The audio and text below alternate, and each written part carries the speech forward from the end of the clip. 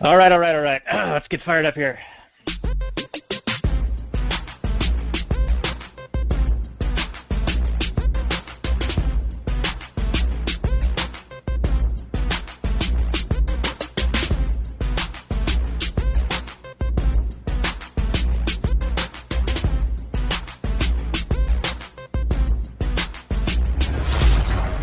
Maximum freedom. Read. Stay on target. Maximum. Stay on target. Maximum freedom. Read Rothbard. Hello and welcome to the Actual Anarchy Podcast, the podcast where we talk about movies from a Rothbardian and Anarcho-Capitalist perspective. Tonight is episode 149 of the show, and we are going to be going all the way to Arrakis, the desert planet Dune, to get on some of that spice, baby. This is episode 149, like I said. This is the Actual Anarchy Podcast. My name is Daniel Elwood, and my co-host is Robert Paul Johnson, and he is here. He is in a little bit of pain, but why don't you tell us all about it there, my friend, before we get into the last night's portion of the show? Yeah, hey everybody. Thanks for having me back on the show. I am here. Mentally, I'm fairly sound, but I don't know how it is with you guys. But when I'm in pain, sometimes you can't quite focus as well as you otherwise should have. But I will do my best to soldier on. I am dealing with a tremendous amount of back pain. I'm sure everyone's had that at some point in time in their life, especially the older you get. And hopefully it'll be on the mend soon. My physical activities for the next week or so are looking very, very minimal. So if I can rest this thing up and get back in the game. That does certainly sound like a drag, my friend, but, you know, it's the price you pay as you get older and do a bunch of moving and whatnot. So I do wish you a speedy recovery, and I will send you an email with some back stretchies that should help if you perform them twice daily until our demands are met. But I've also got another prescription, and that is the Last Nighters portion of the show. Well, I'm excited.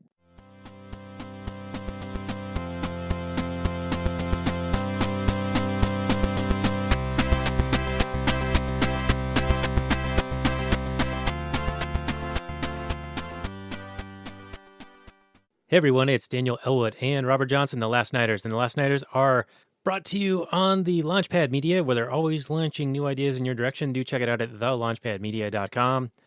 This is episode 92 of the show, and as it's pumpkin spice season, we're going to dive into David Lynch's adaptation of Dune with our friend Luke Tatum, the Anarchist Luke Tatum, who is the progenitor of the Culture of Peace podcast. But before we introduce him, in just a moment here, I do want to just let you know that we are now an affiliate for a new magazine that has long-form essays. It's economic writings, not your basic bitch stuff, but some stuff that might be accessible to the lay person. So it's called The Bastion, or Bastion Magazine, and you can find the link to that on our show notes page at lastnighters.com/92, or you can go to lastnighters.com/bastion. That's BASTION. But without further ado, here is Anarchist Luke Tatum. He is creating a game called Demicorp, and he also runs the Culture of Peace podcast, on which I was a guest recently, and he was our guest last spring for Ip Man, the Donnie Yen film. He did that back in March with us. That's lastnighters.com/63, and he's an all-around good guy. So take it away, Luke. Introduce yourself and tell us about what you're doing with your project over there at Human Action Studio. Got to get that right. Thank you so much, Daniel. It's a pleasure to be back. Yeah, well, we're certainly happy to have you here, and I am sorry for messing up the name there, but I think you have a campaign going on for the next couple of maybe week and a half. So why don't you tell us a little bit more about the game and the campaign so that people can know how to support what you're doing over there, because I think it's a really, really cool project. Yeah, sure. Thanks so much. So we are Human Action Studios, and we're making a game called Dummy Corporation. It's a mobile game coming out for iPhones, Android devices. Sometime next year, we're aiming for Q2 for a release on that. But basically, it's a business simulator. It's all very peppy and commercial and fun. You're selling fast food to the eager population through your drive-through, but secretly, you're also funneling money to a underground CIA black site where you'll do all manner of shady and nefarious things. So it's a narrative-driven idle game, essentially, if you're familiar with those. Yeah, that sounds really cool. It's kind of an appropriate name for your studio because you're actually taking human action and getting something brought into the world that you want to see in the world. So how would people go about supporting that? I want to put a link to that. And is there a link you can throw out there so that people can find it rather easily? Yeah, so dummycorporationgame.com would be the easiest way to get there. You can search us on Facebook. You can just go to Indiegogo and search for Dummy Corporation. Those would be the easiest ways to do it. But we are ending this on October the 16th. That'll be the final day of crowdfunding. And everything that we can raise now gets us, closer to a more polished product sooner. So we would like to get this game out as quick as possible. But, we're a small team and we don't have a lot of startup capital. So we're just trying to stay as independent as we can, and this lets us do that. We have some really cool rewards, not to go down the list, but we do have ways that you can actually be in the game and contribute to the development of it. So it's pretty cool. Now, once the game is released, do you have other ways to monetize it? Yeah, there'll be some paid options. It's a free game, but there will be some paid options. It's got a real keyed-in focus on not being absolutely ridiculously expensive. So a lot of games that are on mobile are free until you've played for 25 minutes. And then it's just make 3 easy payments of $79.95 and you cannot die. So we're very, very much trying to stay away from that model. We're looking at sub $5 purchases that are meaningful and you don't have to make all of them all the time. Yeah, Luke, that sounds really great. And we will have links to that and also my prior appearance on your show, Culture of Peace, and your prior appearance on our show on the show notes page for this episode of Dune at lastnighters.com/92. Now, speaking of Dune, you brought this up as one that you wanted to do. So maybe tell us a little bit before we get really going here. What made you want to do Dune for your appearance tonight with us on The Last Nighters? Well, so I was rereading the novel Dune, which is it's one of my favorite sci-fi novels and certainly one of the more beloved sci-fi series out there. And so I thought, well, it's been a long time since I've read the book. I'm really enjoying rereading it.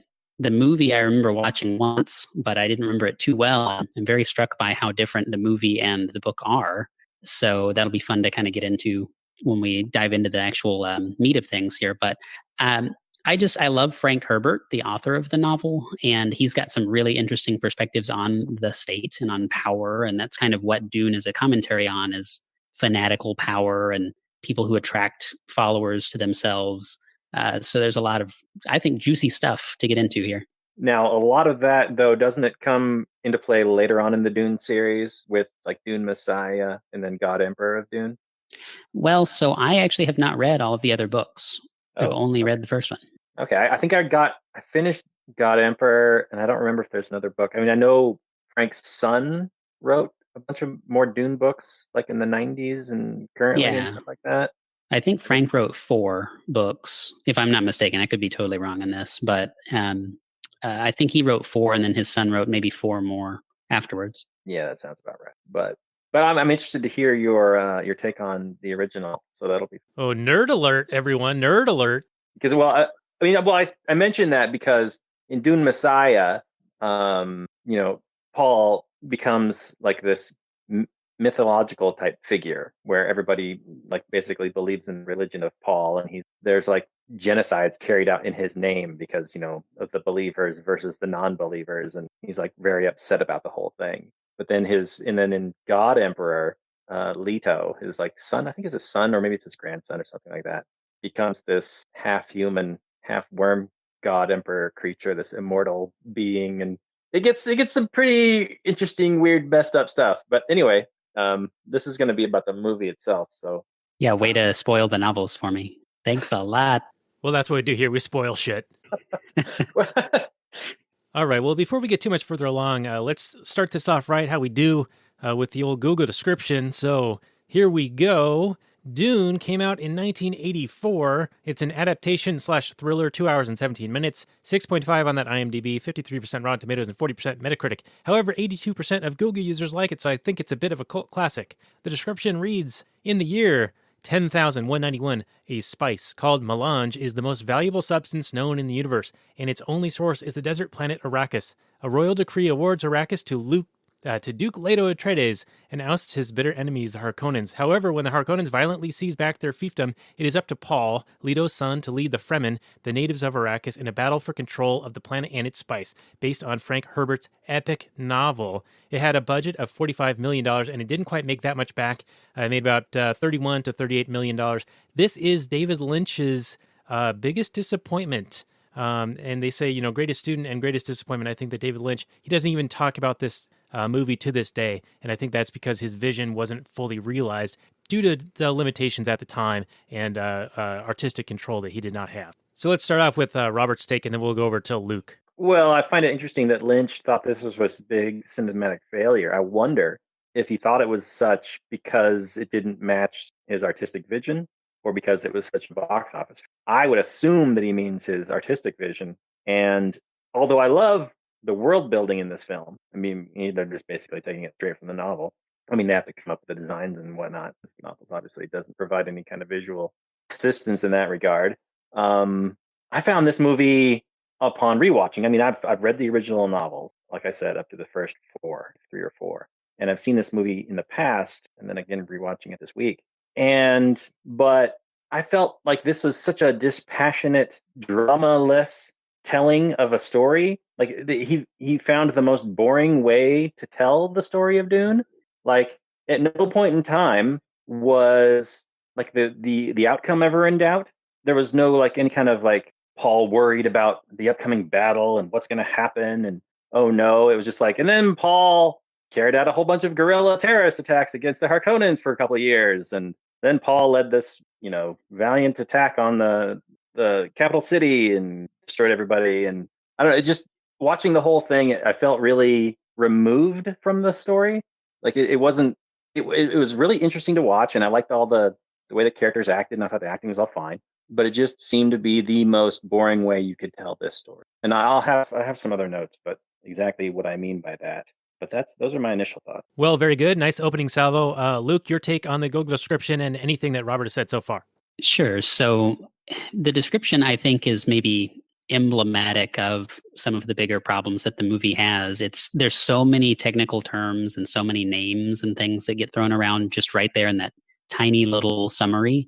And this movie, I think, really should have been split into like 2 parts. I know that's more of a modern era type tactic to make a part one, part 2 out of a single book. But I think this really warrants it because there is so much happening. And when you look at how much had to be cut out of the movie, and I know this is something Frank Herbert didn't approve of as well. There was so many scenes that they had to cut out of the final film. Otherwise, it was going to be a 4-hour movie.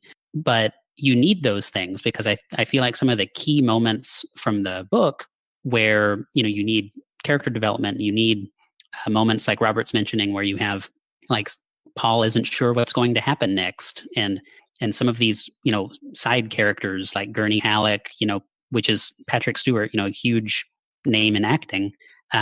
He's barely developed at all. He isn't developed at all. He's just thrown in there. Like there's this whole thing in the novel where he, is playing on his balisette, which is his kind of guitar-like instrument. And he sets that down against a column, and that's the only screen time the instrument has in the whole film. But that's like central to his uniqueness. And that's just one example. There's plenty of characters that are barely developed. So I think the whole thing felt very, very rushed to me. Yeah, but I like it. I want to completely agree with what you just said. And thank you for voicing what I didn't. And that is that the little breathing moments that we usually get where the characters develop and we find out how the characters feel.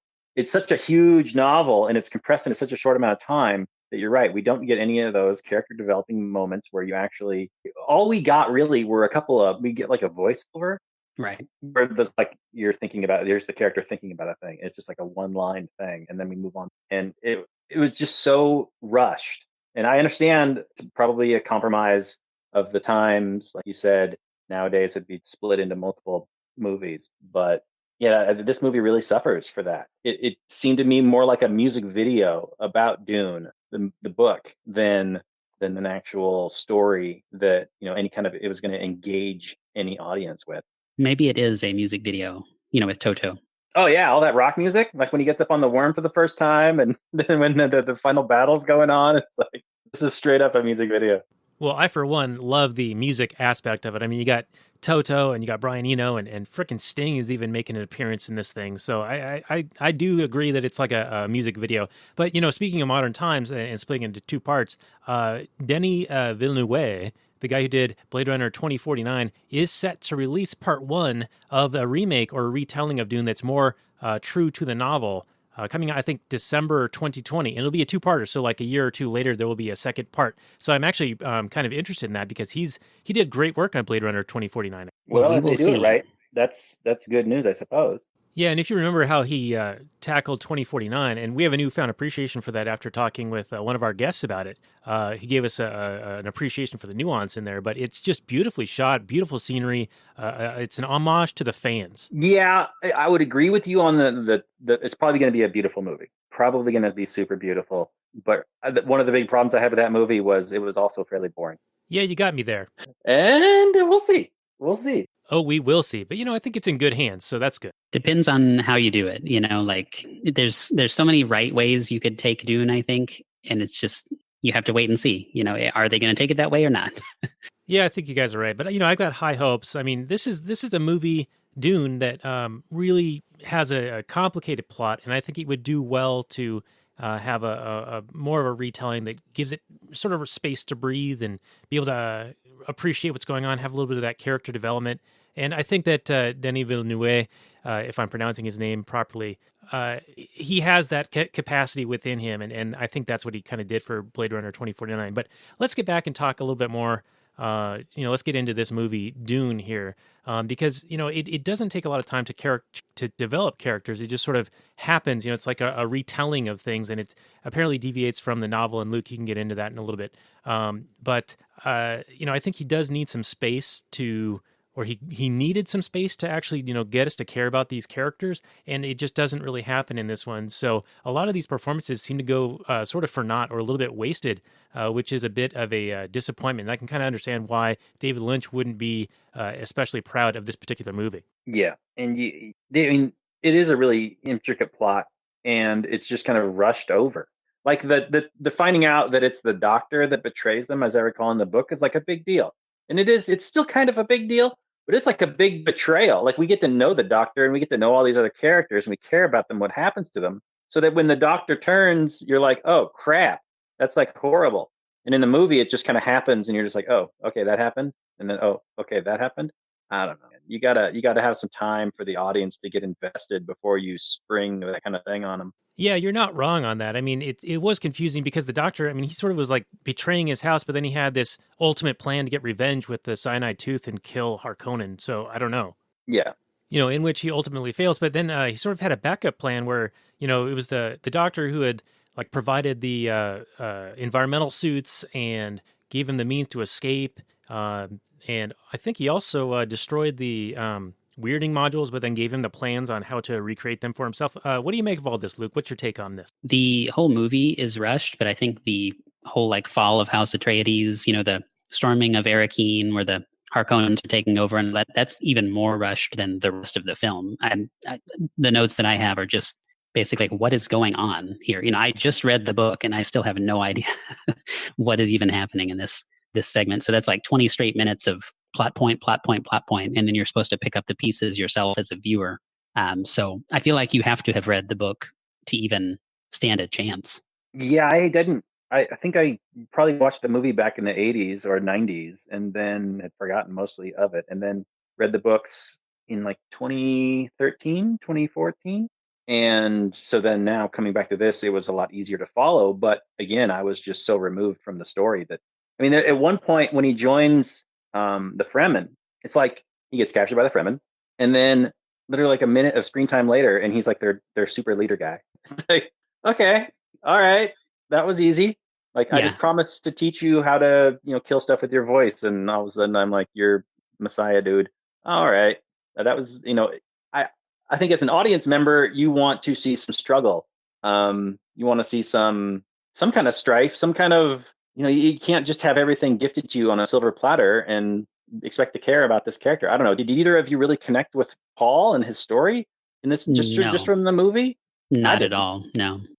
He And, again, not to just harp on the whole book versus movie thing, but it's something that I think is done very well in the original source material. It's just that those scenes are either absent or they've been edited in such a way that it doesn't really work to develop the character anymore. So, yeah, I mean, one of the things that was incredibly jarring was, okay, you're kind of going along, there's some plot with Paul and Jessica and the Fremen, and then all of a sudden he's addressing the masses and encouraging them to go storm and take over the planet. It's like, wait a minute, wait. I didn't know that you had this kind of power over these people.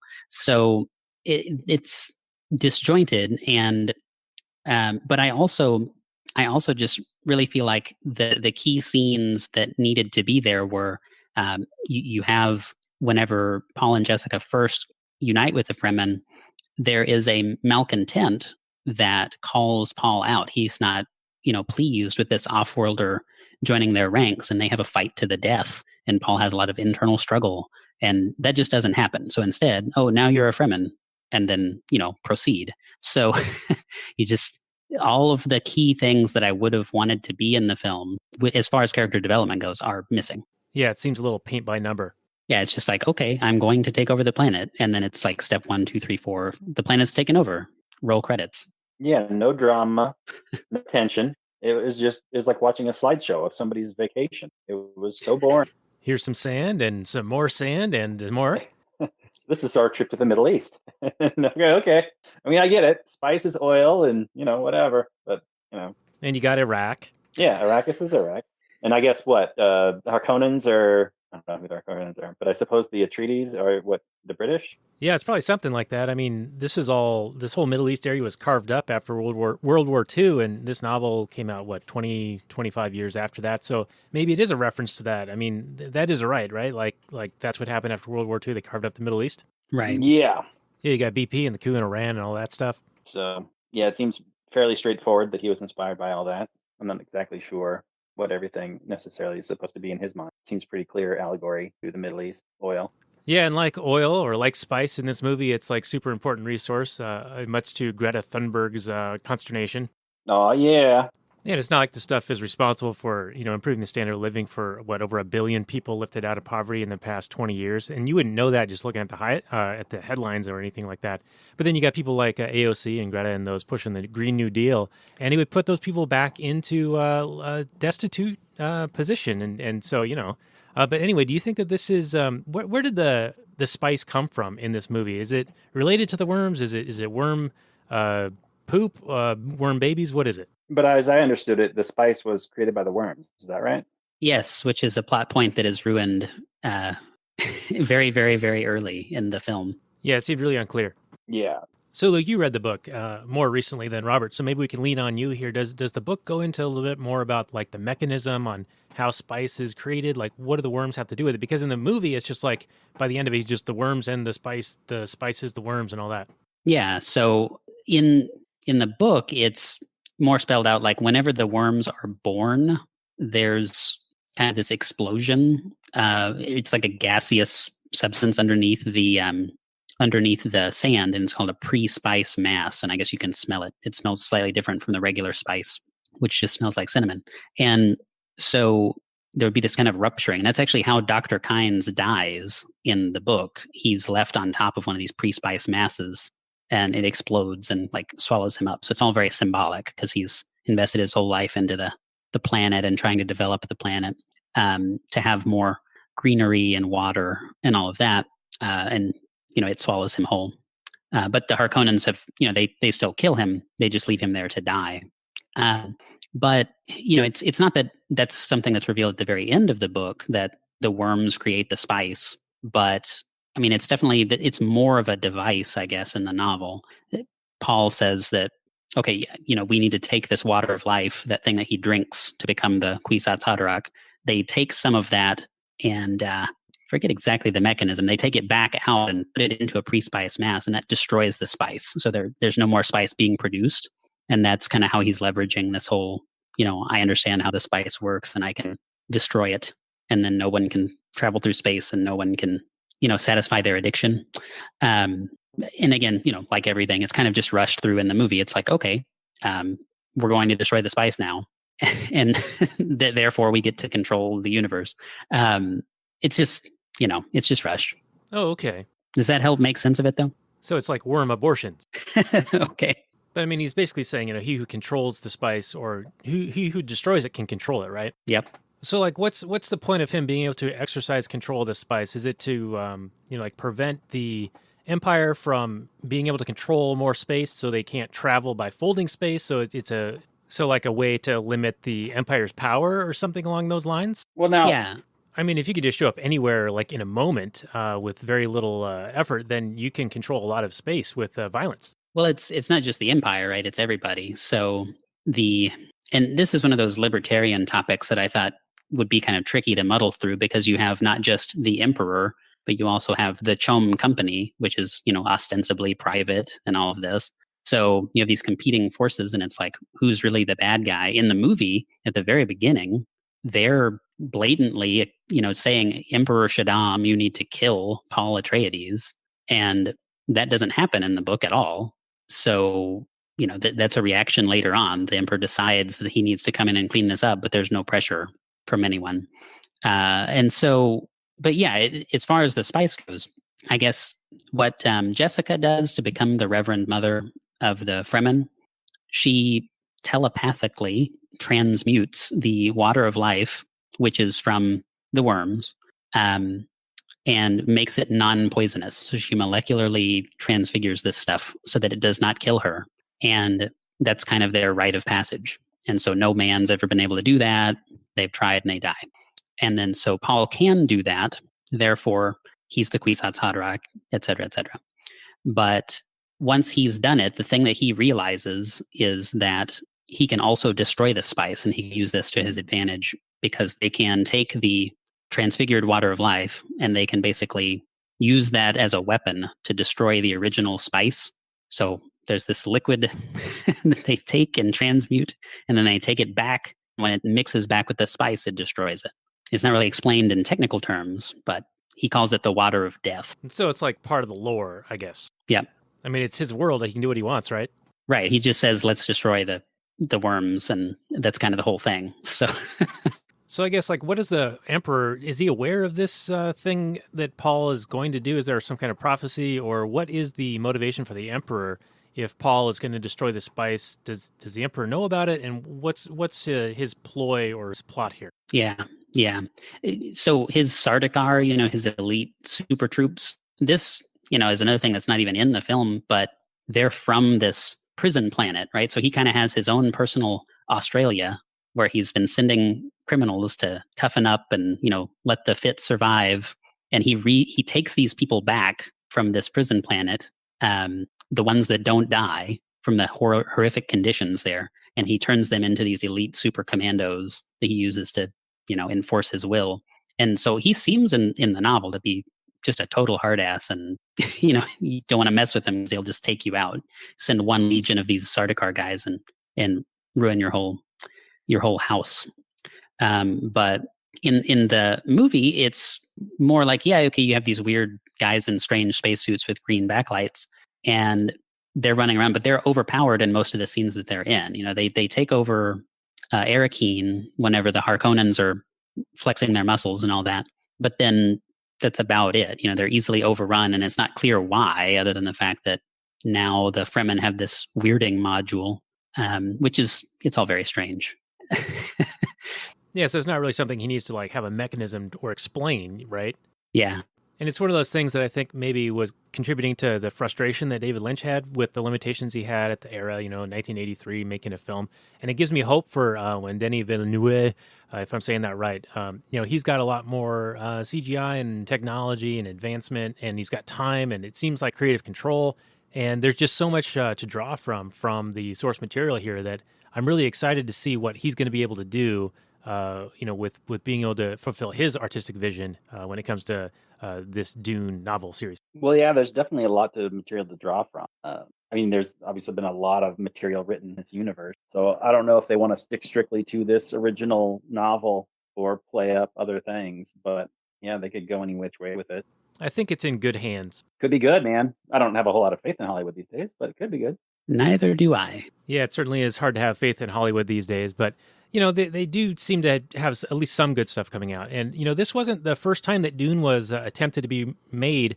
I was reading that there was the name might be Jaworski or something like that. Do you guys know anything about that? Apparently, it was a fairly spectacular failure. And I don't really know a whole lot about it other than that. Have you guys, either one of you, heard anything about that kind of thing? I don't. That's me. Sorry. Well, all right, a swing and a miss, I guess. Well, we can put something about that, like another link to that on the show notes page at lastnighters.com/92. So one of the things I wanted to sort of talk about is maybe an economic angle or like a libertarian theory of property ownership. Because, he says you can control the spice, then you own the spice. If you destroy the spice, then you can control it, right? Right. So that gets into like, private property theory and if you have exclusive control over something, you can choose to, say you have a sandwich and you can choose to sell it or you can choose to eat it or you can destroy it or, throw it out or do whatever you want with it. I mean, that's like the definition of property, right? You have exclusive control over what is to happen with that particular item and no one else has any control over it, so long as you're not using it to, hurt others or something like that, like in aggressive violence. Right. I mean, if you, like you say, if you have a sandwich, you can send it to space or do whatever you want to with it. It doesn't matter if someone else also wants it. If it's your thing, you can do what you want to with it. And of course, that's why we all say we're still renting whenever we own a house, because, the government can still step in, and take your property and still exercise certain rights that you would think as the quote unquote owner you would have. So it's an interesting thing to kind of analyze. I mean, we're not going to be in a position where we control the one source of a resource across a whole planet, but you can make that much more micro. And if you have some product that you make and you are the only person that makes it, you can just stop. There's no reason that anyone would have the right to tell you otherwise, because to say otherwise would be some form of slavery, right? Oh, you mean like, with government mandated healthcare provision, the doctors are enslaved to the government, something along those lines? Well, I think it's interesting how Paul is basically claiming ownership over the entire production of spice. Obviously, he sees the Harkonnen rule over Arrakis as illegitimate, even though he was a part of the Atreides, who were just given it by the Emperor. So I don't know why he thinks that he would have any more legitimate rule. But then I guess he rejects that and goes with the Fremen, who seem to have more of a claim on the spice than anybody else, seeing as how they are natives to this planet, and the Harkonnen Atreides are not, just given it to by some emperor who just claims ownership over the entire planet. Sounds like government to me. So I assume I'm thinking that I would say that Paul probably has the best claim. I mean, as the leader of the Fremen, I suppose. Although I have my own issues with, and that's one thing I did want to discuss today, was this concept of the Fremen and their prophecy of this leader that would lead them to true freedom. And it seems like a contradiction in terms. I mean, although there can certainly be leaders, like leaders in thought, leaders in any given thing, as long as it's not coercive. But when you seek out a political leader to lead you to true freedom, I think you're barking up a tree as due. I believe that Paul is acting in a political role here. He goes from one of sort of a messiah figure to a political role. He is immediately after this movie, he assumes the title of and eventually he rejects it. And I'm sorry for spoilers, but because he is kind of offended by this jihad, this holy war that springs up. Even in the end of this movie, they talk about the jihad that, I don't know if they call it a free-hot but it's a holy war that the Fremen see as righteous to eradicate the Harkonnen overlord people or whoever is coming along and essentially harvesting what they see as their property. I don't know. It's interesting to me that people, even us in the liberty movement, we're like a bunch of anarchists, but yet we still look to, kind of like these thought leaders and generally leaders in general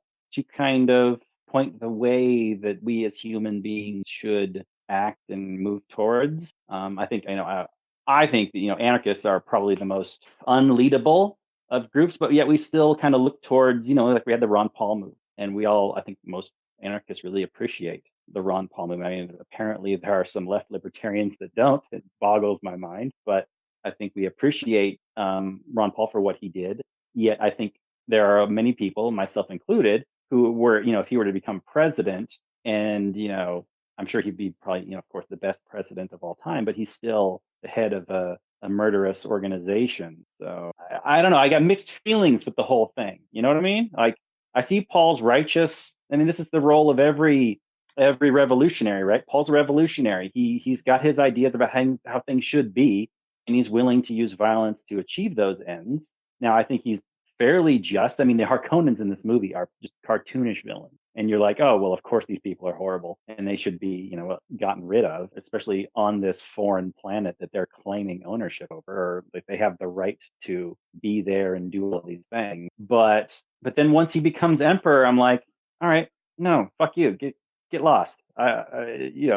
You had to adjust thing, but then you turned into just another bureaucrat, and I don't want to have any. Yeah. So to maybe piggyback on that a little bit, I mean, I kind of view the whole thing as more of a cautionary tale, almost like, the novel 1984 and some of these other books in that dystopian kind of genre. Not that Dune is dystopian, but just that it's cautionary. You have this kind of, okay, these are some things that were effective for Paul or Muad'Dib or whatever you want to call him. And he's able to rally people to his cause, and he has this very effective leadership style, and et cetera, et cetera.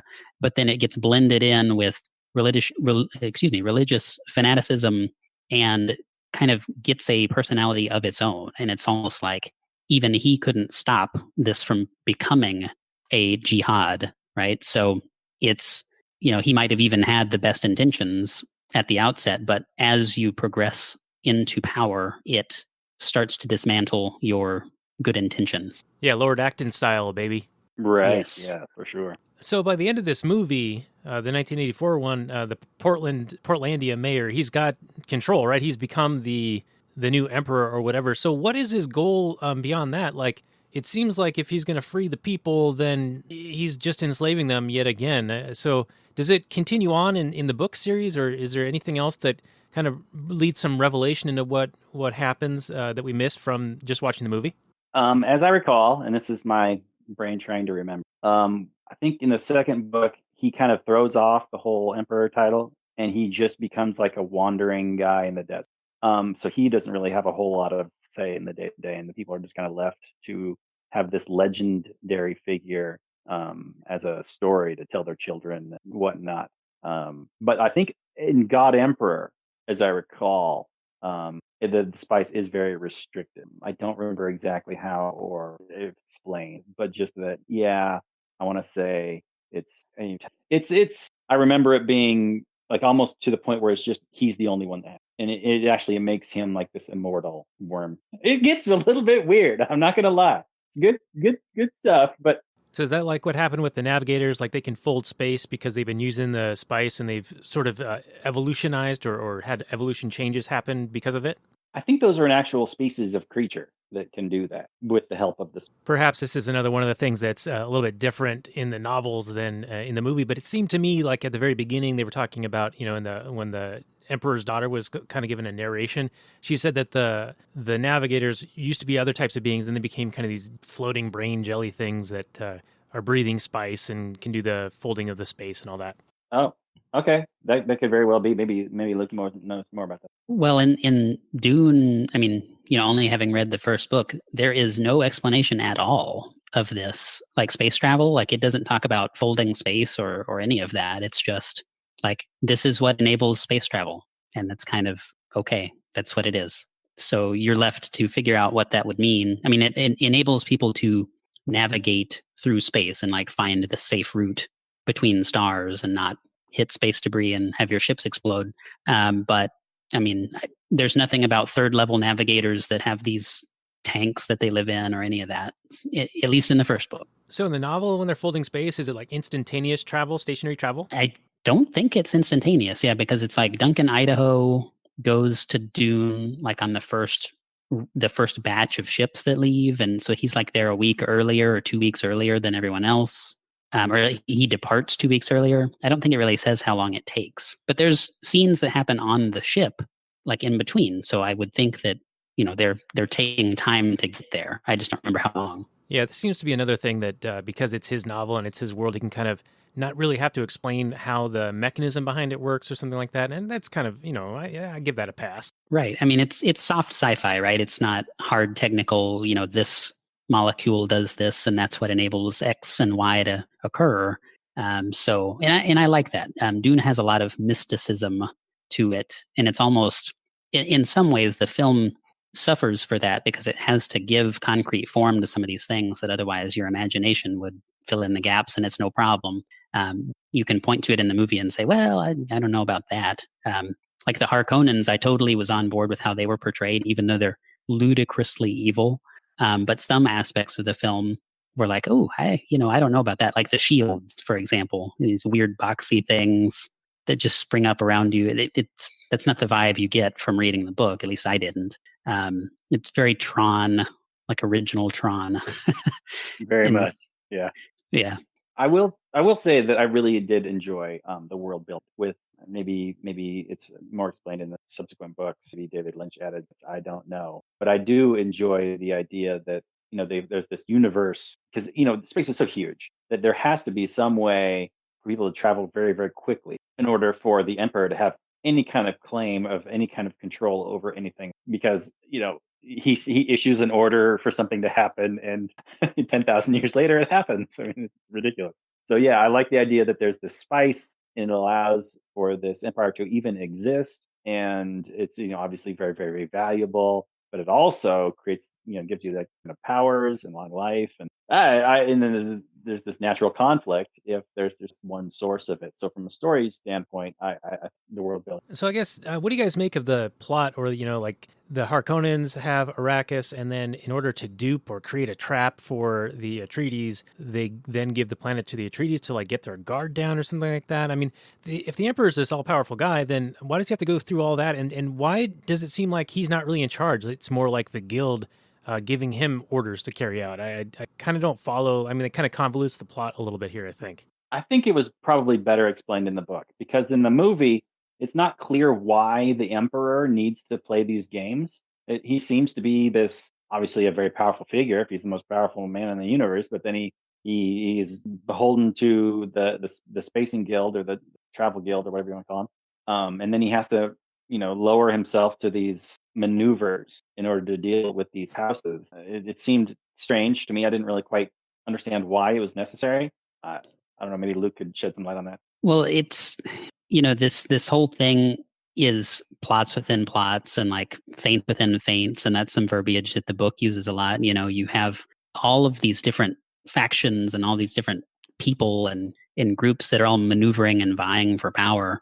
And, as far as why they're vying for power, I guess it's just to have power. I don't know that it's better defined than that. But, the Bene Gesserit that are sort of explained a little bit in the movie, they kind of have their own motivations. They're planning bloodlines and all of that and trying to have these specific genetic expressions develop so that they can leverage different things. And that's working at odds with the emperor. And the emperor is working at odds with all of the other great houses. And, so everyone's got these crazy things. And I think the movie kind of boils it down to just being maybe a triangle. You have the guild, you have the emperor, and you have the Atreides, and the Harkonnens are just kind of a proxy for that. And I think there's just so much more actually going on there. And that's one of the reasons I like this source material so much, because that's like what politics is. All of these interest groups and all of these different people are all trying to leverage themselves and, come up with whatever crazy schemes that they can to achieve their own ends for their people. And it turns into this disaster, dumpster fire horror show. And, that's what politics is. This is just a much more naked view of that process. Sounds like the Democratic debates that we've been seeing on TV lately. Did either of you envision Harkonnen as that baby Trump blimp that they were flying around London or whatever when they were protesting Donald Trump as president? Something like that? No. But now that you've said it, I can't not think about it. Yeah, that's the first thing that came to mind when I saw that. And speaking of the Democratic debates, I mean, I think H.L. Mencken was right when he said that every election is an advanced auction stolen goods, and you see that with all the promises that they're making, and basically no plan to pay for it other than just taxing the wealthy or taxing the rich. But it always ends up taxing everybody, and taxes are, of course, a detriment to society. Oh, absolutely. Vote for me. I'll steal all this money and give it to you. So I guess my working theory on this is that the spice is what enables the empire to exert its control or exert its influence into greater and greater, vaster reaches of space. And so maybe Paul's plan is a bit revolutionary, to like throw off the shackles of the empire by eliminating or disrupting the supply of spice so that they can no longer project their powers. So in a way, it's a decentralization movement, like I was trying to say earlier. It's it's secessionist. It's the American Revolution, and I also noticed like some Russian Revolution type parallels in this movie. So I don't know. It seems like that it's a way of freeing the people by mitigating the power that can be exerted against them. So is the spice the One Ring? Is that what you're saying right now? Yeah, I guess you could say that, and it's sort of like oil allows the U.S. military to project its power around the world, and of course, influence in the Middle East, which seems to be where this story, the novel, and even this movie are sort of drawing some of its inspiration from, or at least in the world building aspect of it. But yeah, I mean, it just seems like that's kind of where this is coming from, Yeah, I mean, for what it is, like I think again, you do better with the movie if you've read the book, but it is fun and it's definitely different. It's not, your run of the mill Marvel movie or whatever. Like it's not the same plot devices unfolding in the same pattern with the same filler humor that you would get like at any movie that you go to. It's definitely a unique thing and worth participating in at least one time. Yeah, I think that's a good point. And Robert, I'll direct this one at you. But this came out like shortly after Star Wars was a big box office sensation, and I think at least Denis Villeneuve and maybe even David Lynch had said that they thought that Dune was more of a story of Star Wars, but for grown-ups. And I guess that lends itself to additional complication in the plot, because Star Wars is more simple or more like for the youths or the young people. Something I don't know. What's your take on that? Well, there's definitely a lot more going on, but it's so simplified in this film. I mean, Star Wars is very white hat, black hat. Luke Skywalker's clearly this super good guy. Darth Vader's clearly the super evil guy. But at least Star Wars had some character development. Like Luke turns and his character changes, and Han Solo's character changes. In this movie, there's no time given to character development. So we just have these cartoonishly good Atreides guys and the cartoonishly bad guy, Harkonnen guys, because we don't have time to get into any kind of nuance. I don't know if this kind of storytelling is even going to last a whole lot longer. Like I with the way that long form storytelling is really taking off with the streaming services, like with Game of Thrones.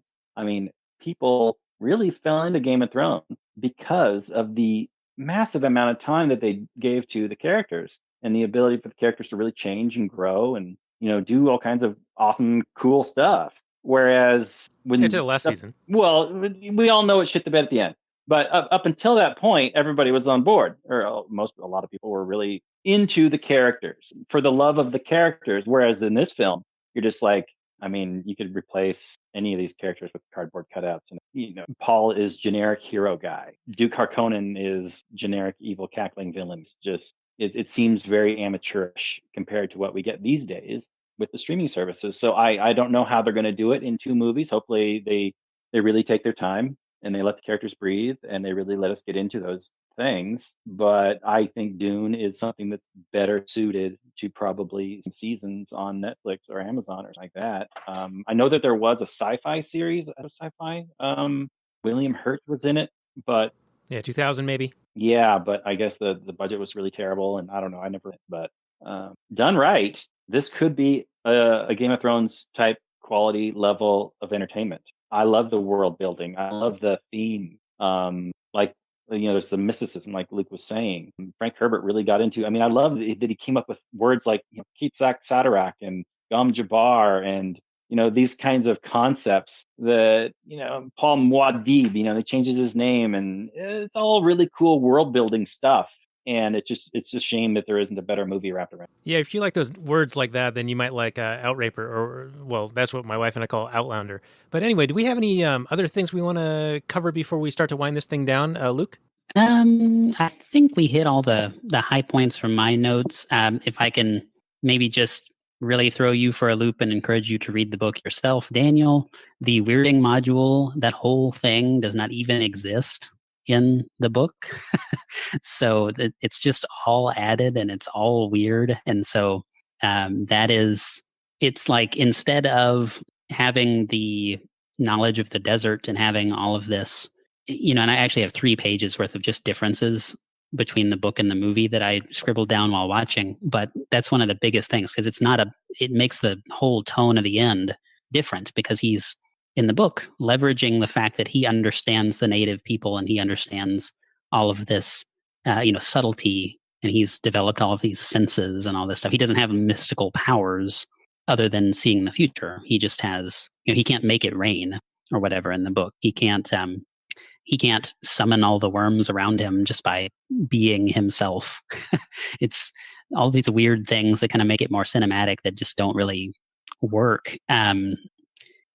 Those things, I think, work to the detriment of the film in a lot of ways. But maybe I'll save this for the summary and review. But I think a Lord of the Rings type treatment, where you have the music and you have some of these other things that are actually fleshed out, would be the difference. Like, I'd be totally happy with this movie if there was just about 2.5 times as much of it.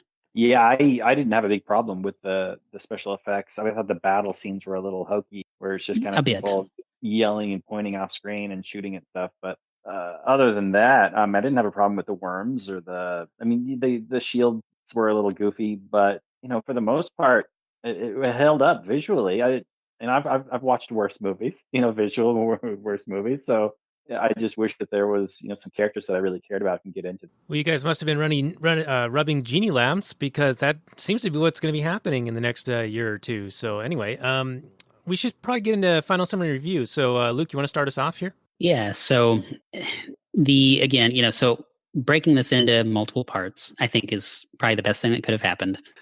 There's just, and I think Robert and I are kind of telling the same story here, but there are just amazing works of fictional interplay between the characters and all of this stuff that just aren't there in the film. And so, not to be that guy where it's just complaining about, well, it isn't as good as the book, because everyone does that with every movie adaptation of every book, and I fully realize.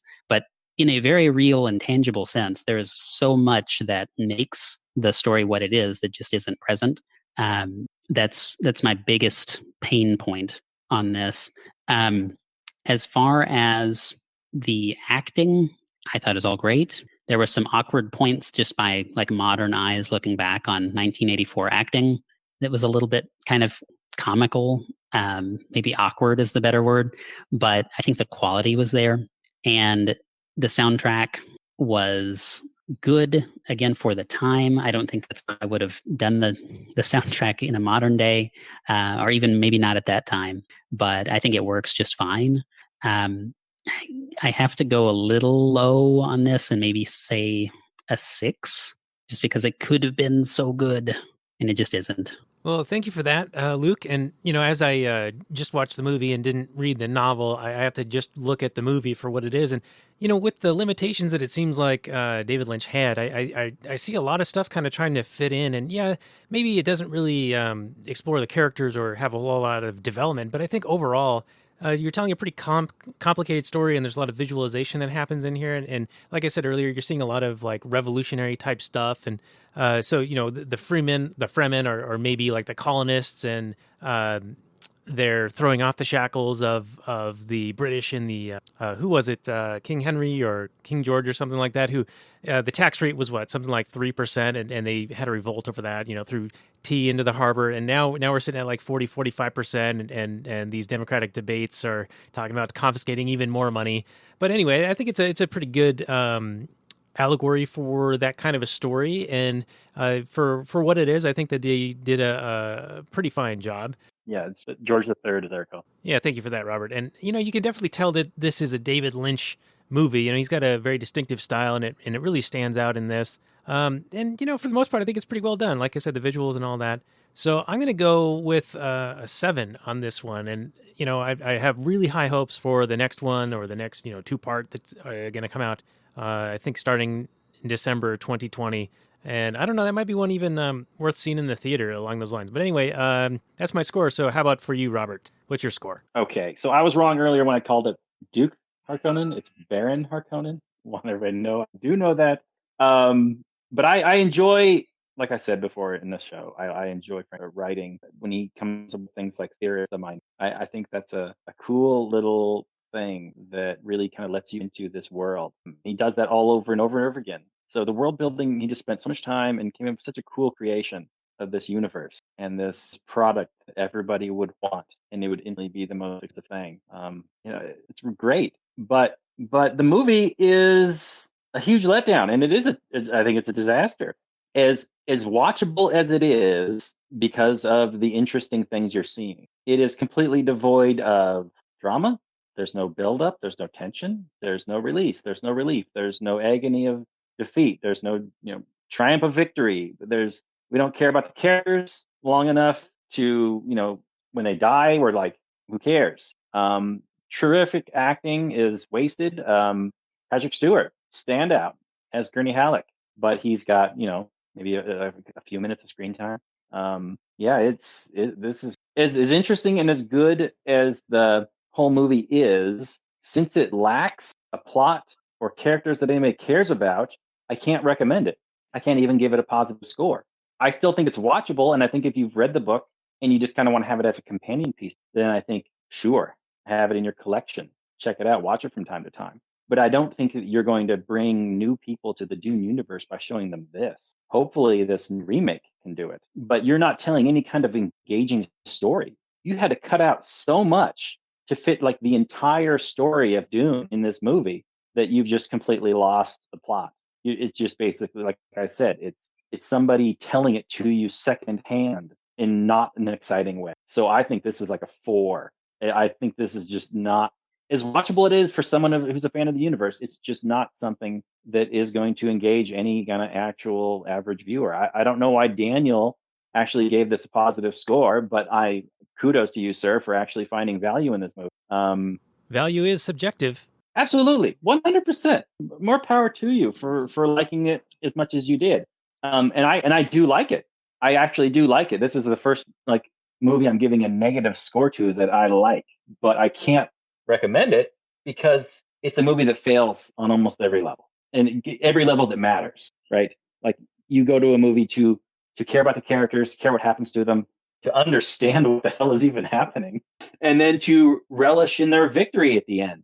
And I felt none of that. It's a movie that you feel no emotion while watching, and that is just terrible. There's no connection with the audience. That is the cardinal sin of storytelling, is to not build a connection with your audience. So that I can't give it any kind of positive. Well, let me ask you this, Robert.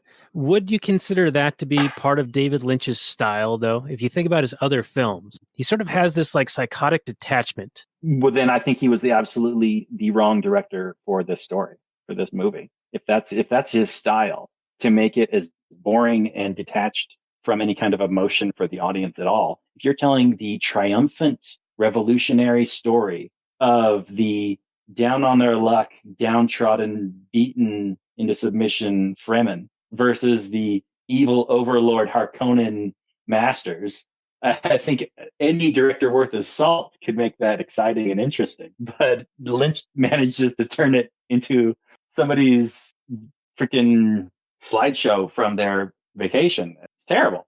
Just atrocious. All right. So what was your number? 4. A 4. All right. So a 6, a 7, and a 4. All right. Well, very good. Well, hey, thank you, gentlemen, for discussing this film tonight. And we will be back next week. There is a second Zombieland film coming out into theaters this month. And so we're inviting Rachel from Cannabis Heals Me to come back on and talk about the first Zombieland. It's a movie that she wanted to do originally. And I was like, well, let's hold off until we're close, a little bit closer to Zombieland 2 coming out. So that time is now. She was with us a couple of months ago for Harold and Kumar Go to White Castle. And that was a fun discussion with her. Fantastic. Looking forward to it. All right. Well, Luke, thanks again for being our guest on The Last Nighters. The show notes and more for everyone can be found at lastnighters.com/92. We will have links to your website for your game studio, Human Action Studios. Your game is Dummy Corporation, and you have a promotion going on until the 16th. So if anyone would like to support you there, I would recommend that they do so. So we will have links for that available. And any final words for our audience before you say goodnight?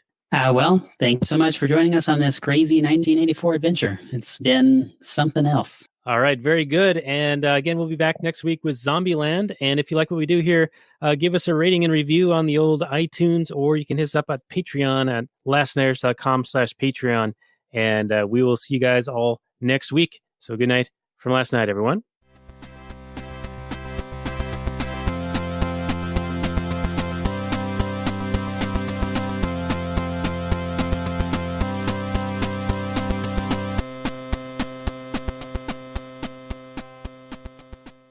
All right, and just a few more minutes on the Actual Anarchy podcast. We were running a little bit long there, Robert, so I will give you the floor for your final words for the audience and anything else related to that for the Actual Anarchy portion of the wind down here. You want me to just kind of spitball some kind of rando talk? I can do that, maybe, sort of, kind of. It's kind of your jam, so, you know. Is it my Jimmy Jam? Well, as the weather gets colder, hopefully you got someone to snuggle up with and hold tight and tell them you love them. And I want to tell Luke, who I barely know, that thank you for the show. I was going to tell you that I love you, but I love you like a brother that is in the same liberty movement, but it's not thanks. romantic. Right back at you, Robert. Yeah, and Luke, I think you're doing great work over there on your game studio. Now, has your podcast been updated? Have you been hitting that recently, or because I know you had a surgery and that was holding you up for a little bit? Yeah. So that was back on tax day. It was the most, I guess the most interesting day it could have been on. So it's thankfully all healed up and everything's good on that. But right now I'm just at the point where I'm splitting my attention so much between the game studio and this, the podcast, that I have done a couple of episodes recently where it's my appearances on other programs instead of some new content. So I regret to have to do that, but that's what I've done. But yeah, every 2 weeks I have a new episode up. All right, very good. Well, I highly recommend it, especially the one where I was your guest. Yeah, that was a great episode. It's one of the best episodes ever, I'm pretty sure. So, and I have links to those guest appearances on my personal website, danielelwood.com. And you can also find it at cultureofpeace.com. Or no, it's luketatum.com, right? It's luketatum.com. Yeah, someday I'm going to transition that all over. I own cultureofpeacepodcast.com, but have not built a website for it yet. Okay, well, maybe we can talk and I'll help you get that up and running. We can do something real quick and dirty on that. But anyway, thank you again for being our guest. And Actual Anarchy audience, thank you for being our audience.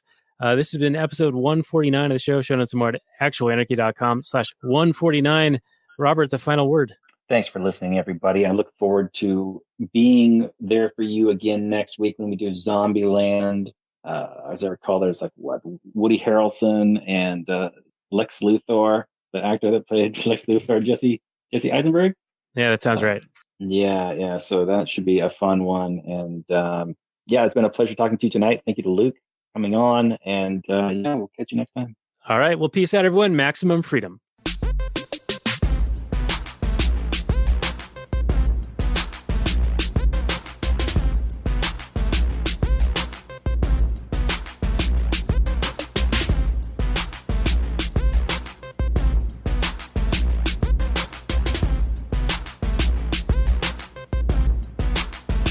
The Chipmunks. CHIPMUNK. We're the Chipmunks. Guaranteed to brighten your day. Do do do do do do do do do do do do.